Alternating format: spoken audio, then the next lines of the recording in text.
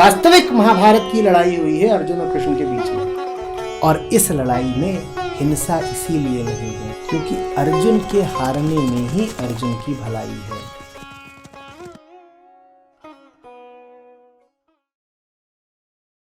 हे अर्जुन, यही ब्रह्म स्वरूप में अवस्थित है। इस अवस्था को पाकर मनुष्य संसार में मोहित नहीं होता। अंत में भी इस ब्राह्मी स्थिति में प्रतिष्ठित रह वह ब्रह्म स्वरूपता के आनंद को पाता है। यही ब्राह्मी स्थिति है, जिसको कभी स्थित प्रज्ञता बोल सकते हो, कभी निर्ममता बोल सकते हो, कभी निष्काम कर्मयोग का पालन बोल सकते हो। यही ब्राह्मी स्थिति है। इसके विषय में फिर से एक यहाँ पर विशेष बात, अंत की बात कर रहे हैं यहाँ पर श्री कृष्ण। और जो हमारे सामने अनुवाद है वहाँ पे अंत काल को शारीरिक मृत्यु कहा गया है, अनुवाद में नहीं। देखिए, कृष्ण कह रहे हैं कि ब्राह्मी स्थिति को जो पा लेता है वो मृत्यु के समय भी इसमें प्रतिष्ठित रहता है और आनंद पाता है। आपका आनंद क्या शारीरिक मृत्यु छीनती है? आपको अभी आप आनंद में हैं क्या? अभी नहीं, आनंद में तो नहीं है। आप मर रहे हैं क्या? अभी आप मर भी नहीं रहे हैं। इसका मतलब आपका आनंद छीनने वाली बात शारीरिक मृत्यु नहीं, कुछ और है। शारीरिक मृत्यु तो किसी एक पल में आपका आनंद छीनती होगी, पर आप तो आनंद विहीन सदा रहते हैं। तो फिर कौन आपको परेशान करे रहता है? अंतकाल, वो परेशान करे रहता है। अंतकाल माने वो क्षण नहीं जब आप 80 साल के हो जाएंगे और आप अपनी अंतिम सांस लेंगे, वो अंतकाल नहीं है। अगर वो अंतकाल ही बहुत बड़ी समस्या होती तो जिसको 80 साल में मरना है वो 75-78 साल तो आनंद में रहता कम से कम। अभी तो नहीं मर रहा। किसी और अंतकाल की बात हो रही है।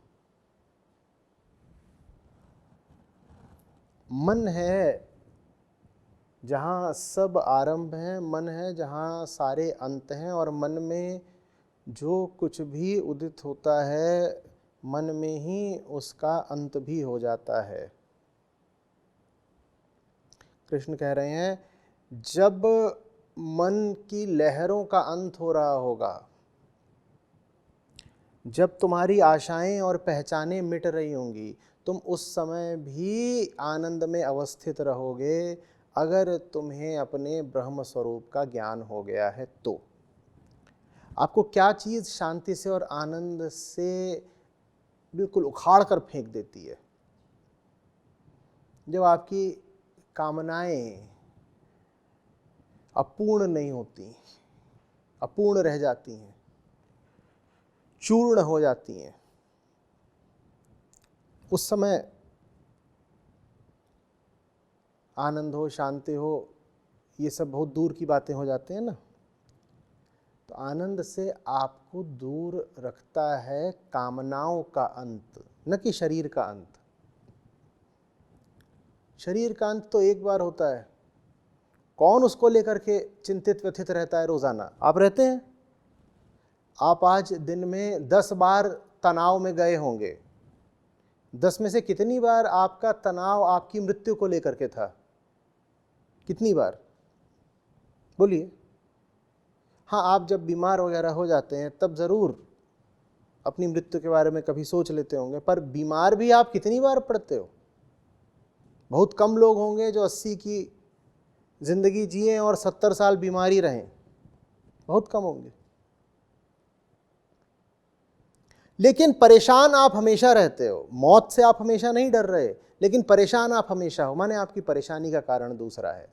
शारीरिक मृत्यु आपकी व्यथा का कारण नहीं। अन्य तरीके के अंत हैं जो आपको व्यथित करे रहते हैं। वो कौन से अंत हैं? मैंने एक प्रयास आरंभ करा है किसी दिशा में, क्या वो सफल होगा? कहीं उसका असफल अंत तो नहीं हो जाएगा? कुछ मिल गया है मुझे, बड़ा रसीला, बड़ा प्रिय, बड़ा मोहक, कहीं उसका अंत तो नहीं हो जाएगा? मन विषयों को पकड़ता है, और जिस भी विषय से उसे थोड़ा भी सुख मिलता है, उस विषय को वो अमर कालातीत रखने की कामना करता है। कहता है जो मिल गया है ये छिने नहीं, पर इस आस का अंत हो जाता है। मन संसार के बारे में 1000 धारणाएं बनाता है। वो सब धारणाएं तथ्यों से टकराकर चूर हो जाती हैं। लो, धारणाएं भी मिट गईं। और ये सब कुछ प्रतिदिन होता है। वो सब कुछ जिसे आप चिरंजीवी करना चाहते हैं, वो सब कुछ जिसको आप बनाए बचाए रखना चाहते हैं, वो रोज आपकी आंखों के सामने मिटता है। बाहरी दुनिया तो छोड़िए, आपके भीतर रोज आपका अपना संकल्प भी टूटता है, मिटता है, बिखरता है।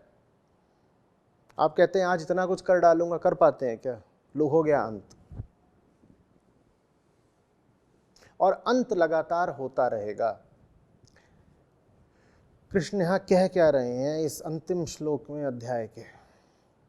कह रहे हैं अंत लगातार चलते रहेंगे, जो उठेगा वो गिरेगा भी।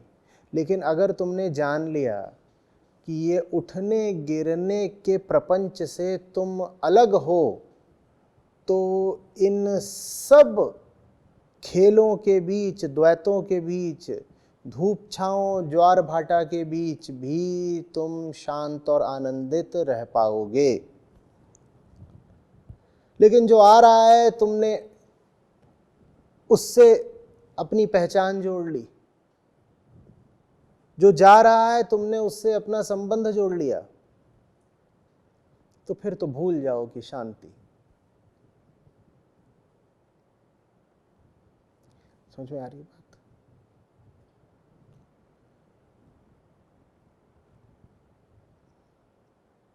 मृत्यु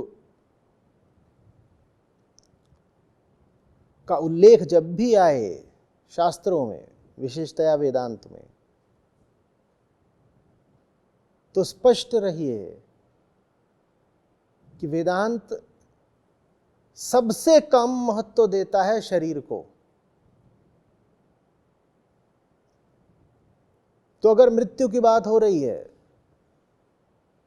और मृत्यु की बात बहुत महत्व के साथ करता है वेदांत, और शरीर को महत्व देता नहीं, तो शारीरिक मृत्यु की तो बात नहीं ही हो रही होगी ना। ये भूल हमने बहुत बार करी है, और इस भूल का भारत ने बड़ा हर्जाना भी भरा है, क्योंकि गीता के मूल उपदेश से ही भ्रमित हो गए हम। वास्तव में हम शरीर भाव रखने वाले लोग हैं। तो जहां हमारे सामने शब्द आया अंत, हमें लगता है शरीर के ही तो अंत की बात हो रही होगी। क्यों? क्योंकि हमारे मन में हर समय शरीर ही नाच रहा है। देहाभिमान यही है ना, तुम्हारे मन में हर समय शरीर ही शरीर नाच रहे हो।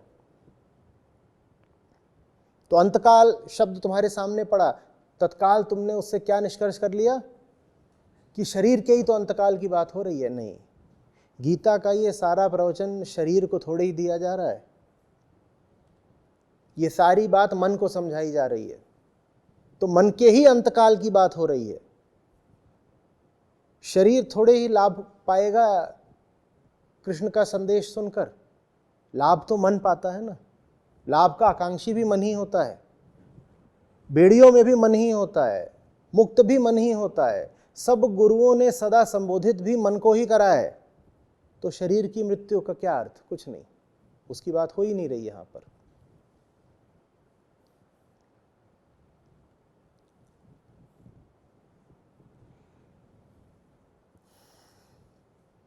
तुम स्वयं को आत्मा जान पाओ, इसके लिए बहुत आवश्यक है कि तुम इस शरीर को और बरसाती कीड़े को एक जानो।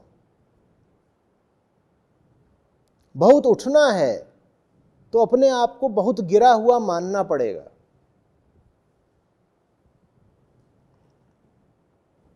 पहले मानना पड़ेगा कि हमारा जीवन, हमारा जन्म, हमारी कामनाएं, हमारी वासनाएं और हमारी मृत्यु बरसाती कीड़े जैसी ही है, इससे ज्यादा कुछ नहीं। हम जिसने मान लिया कि देह तो बरसाती कीड़े की ही मिली है हमको, वो बरसाती कीड़ा होने से मुक्त हो जाता है। और जो ये नहीं जानता, जो मानना नहीं चाहता कि बरसाती कीड़ा भर ही है ये देह, वो पूरा जीवन फिर कीड़ा ही बनकर जीता है। जो जान गया वो कीड़ा है, अब कीड़ा नहीं रहा वो। और जो मानने को तैयार नहीं कि कीड़े से हटकर कुछ और नहीं हम, उसको दंड ये मिलेगा कि वो जिस बात को ठुकराया जा रहा है वही बात उसकी जिंदगी बन जाएगी। तुम नहीं मान रहे कि तुम कीड़े हो, तुम पूरी जिंदगी कीड़े की जियोगे। तुम हंसने लगो इस देह पर, तुम हंसने लगो अपनी भावनाओं पर, तुम हंसने लगो अपने सब क्रियाकलापों पर, तुम हंसने लगो अपने विचारों और उद्देश्यों पर, तुम हंसने लगो अपने संबंधों, अपनी कामनाओं पर, और कह दो कीड़ा, कीड़ा हूं मैं। क्योंकि जो कुछ तुम कर रहे हो वो कीड़ा भी करता है। जो कीड़ा जान लिया अपने आप को, कीड़ा नहीं रहा अब।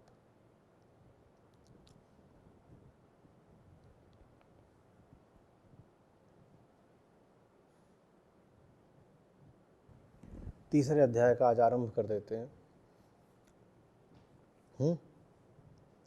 ट्रेलर दिखा देते हैं।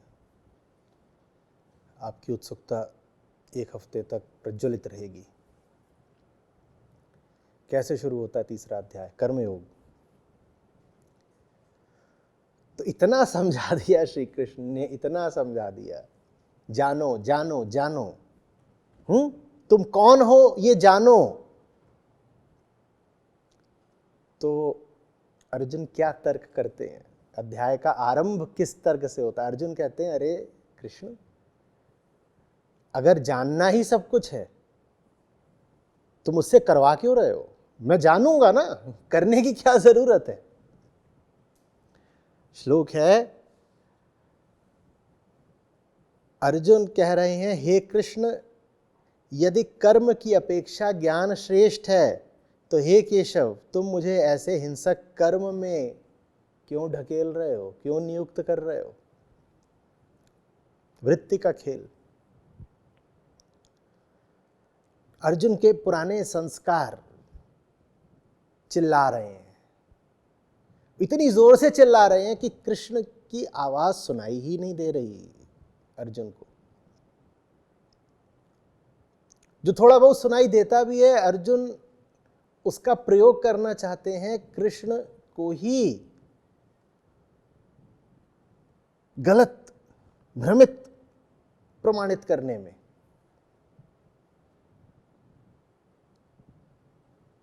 कृष्ण की ही बात का उपयोग करके कृष्ण से कह रहे हैं, देखो गलत कहा ना आपने। अगर कृष्ण गलत हैं तो कृष्ण की जिस बात का उपयोग करके कृष्ण को गलत सिद्ध कर रहे हो वो बात भी तो गलत है, तो कृष्ण गलत कैसे सिद्ध हुए? लेकिन जब मोह और संस्कार और अतीत चित्त पर हावी रहते हैं तो व्यक्ति को एकदम नहीं दिखाई पड़ता अपनी दुर्बुद्धि और अपने कुतर्क का खोखलापन।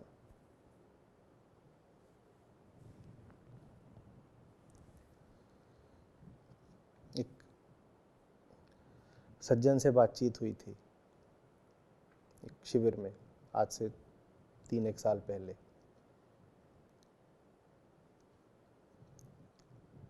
तो मेरी ही एक किताब ले आए, उस एक अध्याय से उन्होंने 1-2 बातें पढ़ी। बोले देखिए आपने ही ऐसा कहा है, और अब जो आप बात कह रहे हैं आपकी कही बात के विपरीत है, और आपने ऐसा कहा इसीलिए हम इस पर चले, और फिर ऐसा ऐसा हमारे साथ हुआ। मैंने कहा आप जो मुझे बात सुना रहे हो उसका वो अर्थ नहीं है जो आप निकाल रहे हो। बोल रहे कैसे नहीं है? मैंने पढ़ा है, मैंने समझा है, ये जो लिखा हुआ है इसका वही अर्थ है जो मैं आपको बता रहा हूं। मैंने कहा नहीं, इसका वो अर्थ नहीं है जो आप समझ रहे हैं। बोल रहे हैं आप गलत बोल रहे हैं, इस किताब में जो लिखा हुआ है उसका अर्थ मैं बिल्कुल समझ गया हूं, और वही है जो मैं आपसे कह रहा हूं। मैंने कहा बाकी सब बातें तो ठीक है, पर वो किताब मेरी है, वो जो बात उसमें लिखी वो मैंने कही थी, तो शायद मैं थोड़ा ज्यादा जानता हूंगा कि मैंने क्या कहा। बोले नहीं, हम बता रहे हैं आपको आपने क्या कहा।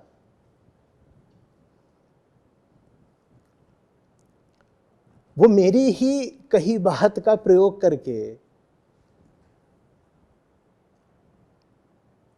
मुझे ही गलत सिद्ध कर रहे थे। क्यों? ताकि उन्होंने अपने अनुकूल जो अर्थ कर लिया है मेरी बात का, उस पर चलने की उनको सुविधा रहे।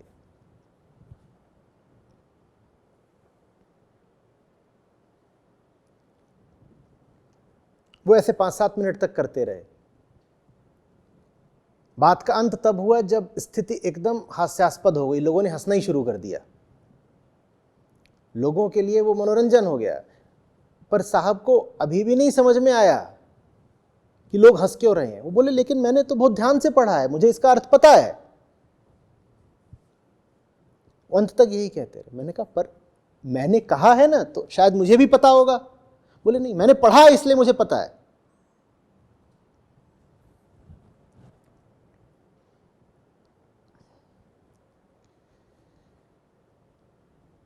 हम जो करना चाहते हैं वो पहले आता है,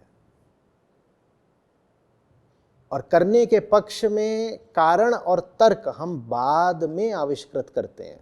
ये अच्छे से समझ लीजिएगा।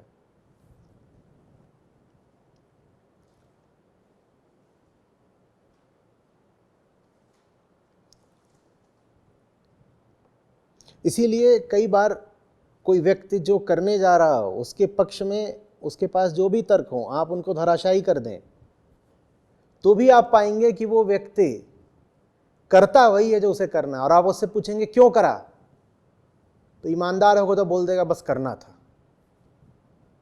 ईमानदार नहीं होगा तो कोई नया तर्क बता देगा, बोलेगा आपने मेरे पुराने तर्क काट दिए पर मुझे एक नया मिल गया इसलिए मैंने कर डाला। तर्क की बात ही नहीं, ईमानदारी इसमें है कि बोल दो वृत्ति बहुत मचल रही थी कर डाला, और कोई तर्क है नहीं।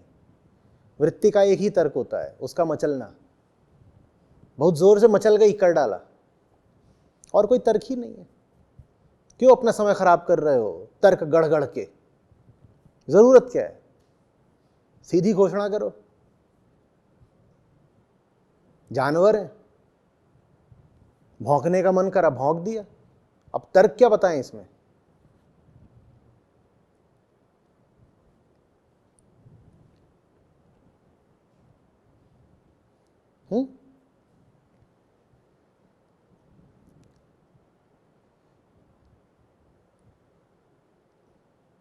समझ में आ रही है? अब क्या कह रहे हैं कृष्ण और क्या सुन रहे हैं अर्जुन? कृष्ण समझा रहे हैं निष्काम कर्म योग, और अर्जुन कह रहे हैं आपने यही तो कहा ना कि कर्म से श्रेष्ठ ज्ञान है, तो मुझे ज्ञानी बन जाने दीजिए ना, मुझे योद्धा क्यों बना रहे हैं? मैं तो ज्ञानी बनने के लिए तैयार बैठा हूं, मुझे जंगल जाने दो, ये लड़ाई झगड़ा मुझे करना ही नहीं है। मैं जंगल जाऊंगा, मैं बाल घुटाऊंगा, मैं पंडित बन जाऊंगा, मैं अहिंसा का उपदेश दूंगा, मैं संत कहलाऊंगा।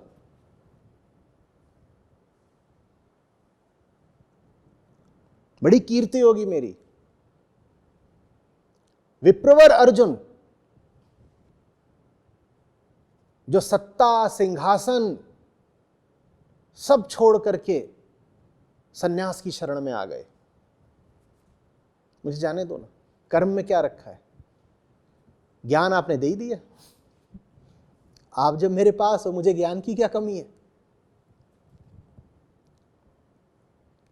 कृष्ण किस कर्म को मना कर रहे हैं? कृष्ण मना कर रहे हैं शरीर जनित और संसार जनित सकाम कर्म को। कृष्ण उस कर्म को मना कर रहे हैं जो शारीरिक वृत्तियों और सामाजिक संस्कारों से आता है। कृष्ण कह रहे हैं जानो कि वो कर्म व्यर्थ है, तो ज्ञान श्रेष्ठ है अंधे कर्म से। ज्ञान निस्संदेह श्रेष्ठ है, बिल्कुल कह रहे हैं कृष्ण, पर किससे श्रेष्ठ है? अंधे कर्म से, जहां पर ज्ञान नहीं है, तुम जानते कुछ नहीं, बस करे जा रहे हो। क्यों करे जा रहे हो? क्योंकि तुम संस्कारित हो। वैसे कर्म से कृष्ण ने सिद्ध करा है कि ज्ञान श्रेष्ठ है। पर जब ज्ञान होता है तो उसी ज्ञान के साथ होती है निष्कामता, माने निष्काम कर्म।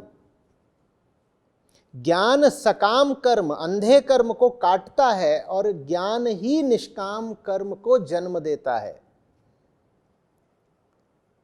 तो कृष्ण मना कर रहे हैं कर्म को, पर किस कर्म को मना कर रहे हैं? सकाम कर्म को, संस्कारित कर्म को। और अर्जुन यहां बिल्कुल छुपा जाते हैं कि एक और प्रकार का कर्म है। कृष्ण जिसकी स्तुति कर रहे हैं, कृष्ण जिसका उपदेश दे रहे हैं, वो बात अर्जुन एकदम दबा गए। बोले कर्म तो आपने मना करा ना, कि हम सब जीवन भर जो कर्म करते हैं वो सारे कर्म हमारे कहां से आते हैं? हमारे पुराने संस्कारों से आते हैं और हमारी शारीरिक वृत्तियों से आते हैं, हमारी पशुता से आते हैं। तो आपने कहा ना कि कर्म नहीं करना है। यहां तक तो ठीक कहा अर्जुन ने, पर कृष्ण ने कुछ और भी तो कहा है ना। क्या कहा है? कि जो ज्ञानी होता है वो कामना पर नहीं चलता, फिर वो निष्काम कर्म करता है। निष्काम कर्म की बात अर्जुन एकदम दबा गए, क्योंकि उसमें असुविधा है। कर्म की समस्या का यही आखिरी उत्तर है।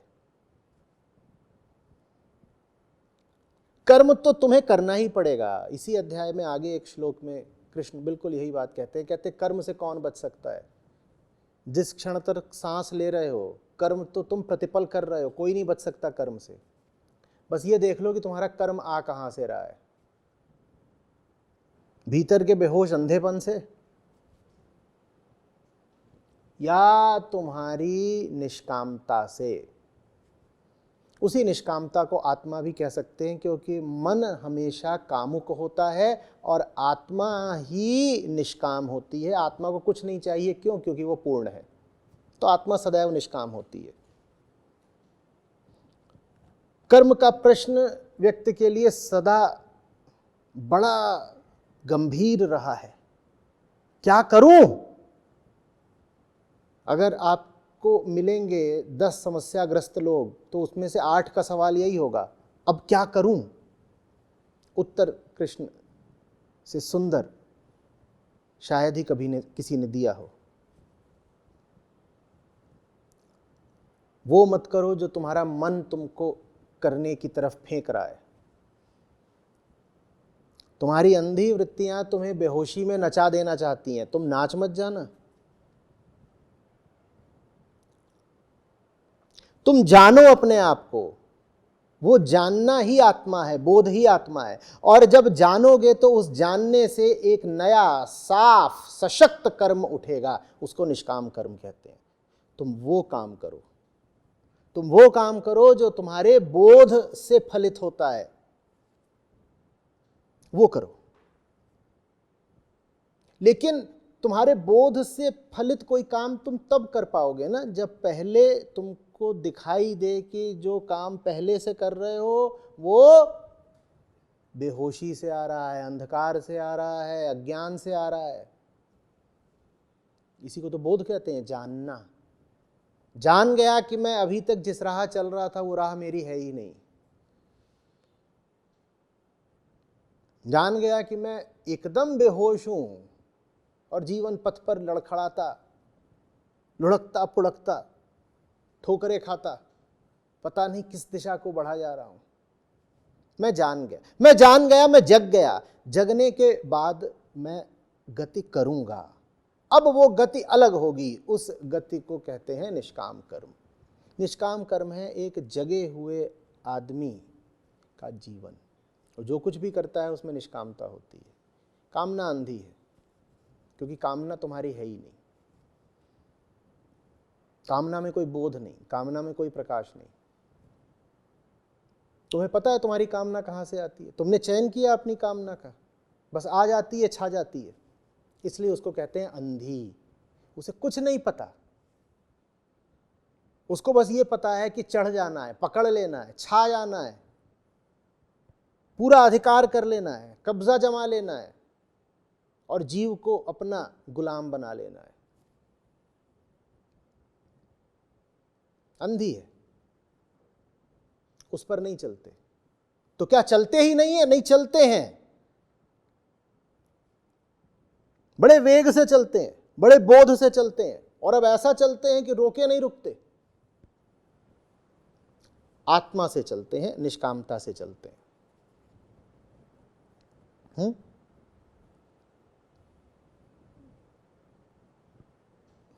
तो तीसरे अध्याय के पट भी अब खुल चुके हैं।